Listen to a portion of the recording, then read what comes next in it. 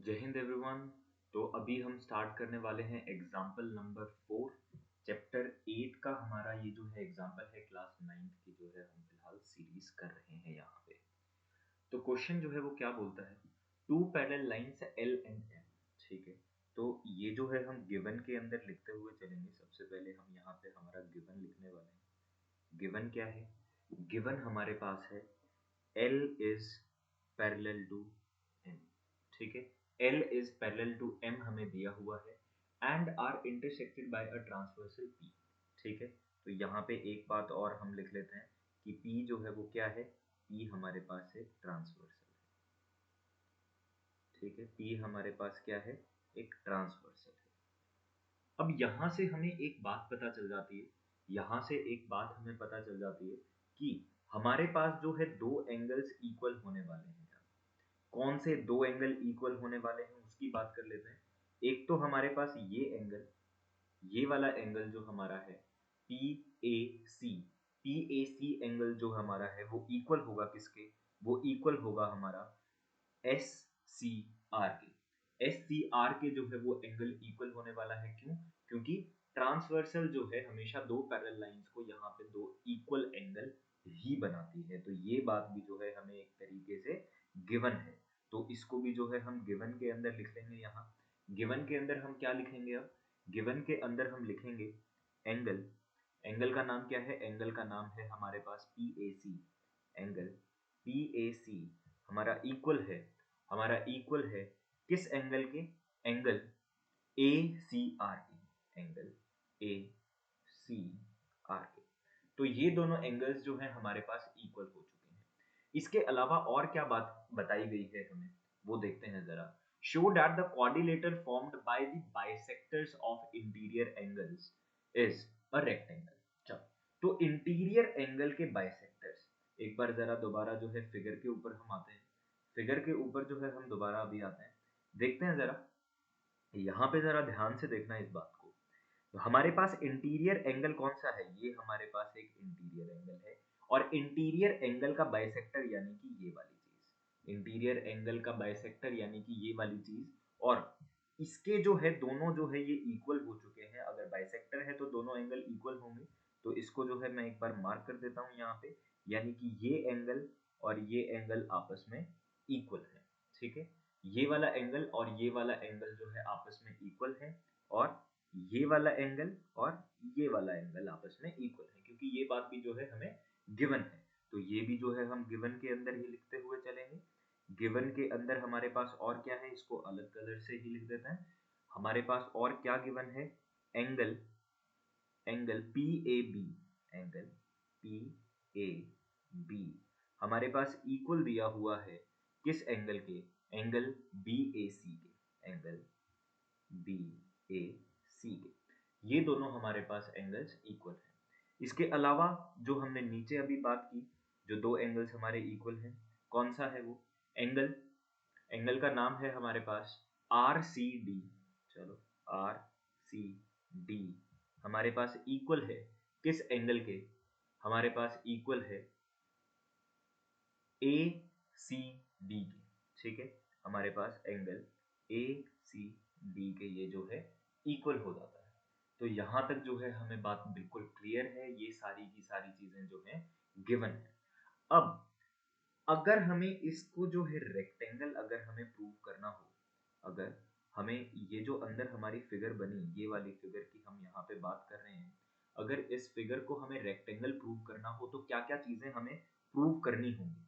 हमें दो बातें यहाँ पे प्रूव करनी होंगी कि एक तो ये एंगल जो है ये 90 बन रहा है यहाँ पे, और दूसरी चीज हमें प्रूव करनी होगी कि ये दोनों जो साइड्स है वो भी आपस में पैरेलल हैं। ठीक है, ये दोनों जो है आपस में पैरेलल हैं और ये दोनों भी आपस में पैरेलल हैं। अगर ये बात हम प्रूव कर दें तो हमारे पास हमारी बात बन जाएगी। तो सबसे पहले देख लेते हैं, एक बार पैरेलल प्रूव करने का तरीका ही देख लेते हैं कि हम इसको पैरेलल कैसे प्रूव करने वाले हैं। उस बात को हम एक बार देख लेते हैं। ठीक है, क्योंकि क्योंकि हमें यहाँ पे बोल दिया हुआ है कि एंगल जो है वो अंदर वाले इक्वल हो चुके हैं। ठीक है, तो यहाँ से एक बात और मैं डिराइव कर लेता हूँ, एक बात जो है मैं यहाँ पे और डिराइव कर लेता हूँ, उसको देखते हैं जरा। इफ ठीक है, यहाँ पे मैं लिखने वाला हूँ इफ। चलो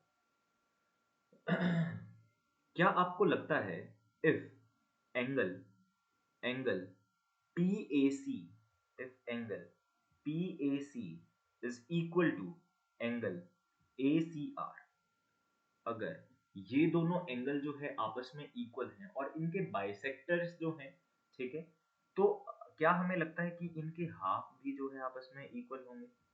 if this then this angle PAC is equal to half of angle ACR। क्या हमें ये बात पता है? क्योंकि अगर पूरे एंगल इक्वल हैं तो उनके हाफ जो है वो भी आपस में इक्वल होंगे ही होंगे। तो उनके हाफ का नाम क्या है? PAC का हाफ कौन है? PAC का हाफ मैंने ले लिया कि एंगल PAC का हाफ मेरे पास है, उसका नाम क्या है? उसका नाम है BAC, ठीक है, उसका नाम है BAC। और दूसरे वाले का नाम मेरे पास क्या है? जो हमारा ACR था, ACR के हाफ का नाम क्या होगा? हमारे पास होगा ACD, एंगल ACD। तो हमने ये बात भी डिराइव कर ली। हमने डिराइव कर लिया क्या? एंगल BAC इक्वल है एंगल ACD के। हमें ये बात जो है अब यहाँ पे पता चल चुकी है। तो हमें ये पता है कि किसी एक ट्रांसवर्सल के दो एंगल्स अगर इक्वल हों, इंटीरियर एंगल्स जो हैं अगर इक्वल हों, तो वहां पे दो लाइन जो है वो क्या हो जाती हैं? पैरेलल हो जाती हैं। तो ये बात जो है हम यहाँ पे लिखते हुए चलेंगे कि if interior angles to a transversal to a transversal are equal then हमारे पास lines must be पैरेलल, ठीक है। तो लाइंस जो हैं हमारी पैरेलल जरूर होंगी। तो यहाँ से हमें एक बात पता चल चुकी है, और वो बात क्या है? वो बात है हमारे पास कि हमारे पास जो हमारा AB है, हमारा जो AB है वो पैरेलल हो चुका है हमारे BC के, ठीक है। और सिमिलरली जो है हमने एक एंगल के हिसाब से अभी किया, ऐसे ही जो है हम दूसरे एंगल के हिसाब से कर देंगे कि ये वाला एंगल और ये वाला एंगल भी जो है आपस में इक्वल होने वाले हैं, क्योंकि इंटीरियर एंगल्स हैं। तो हम इसको डायरेक्ट लिख सकते हैं, प्रॉपर लिख के बताने की हमें जरूरत नहीं पड़ेगी। तो हम यहाँ पे क्या लिख देंगे? हम अभी यहाँ पे लिख देंगे similarly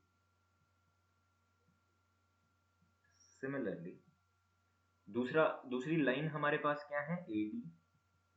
is parallel to AD is parallel to BC, ठीक है। तो ये बात हमें पता चल गई कि ये चारों लाइन जो है आपस में पैरेलल हो रही है, यानी कि AB जो है वो पैरेलल है CD के, और AD जो है वो पैरेलल है BC के। तो ये बात हमें पता चल चुकी है। ये वाली बात जो है हम डिराइव कर चुके हैं। अब हमारे पास जो काम बचा है वो देखते हैं कि और हमारे पास क्या काम बचा है। और हमें ये एंगल जो है वो 90 प्रूव करने हैं, और एंगल जो है अब हमें 90 प्रूव करने हैं। तो मैं एक बार ये चीज जो है आपको रफ के अंदर लिख रहा हूँ यहाँ पे, टू प्रूव, ठीक है।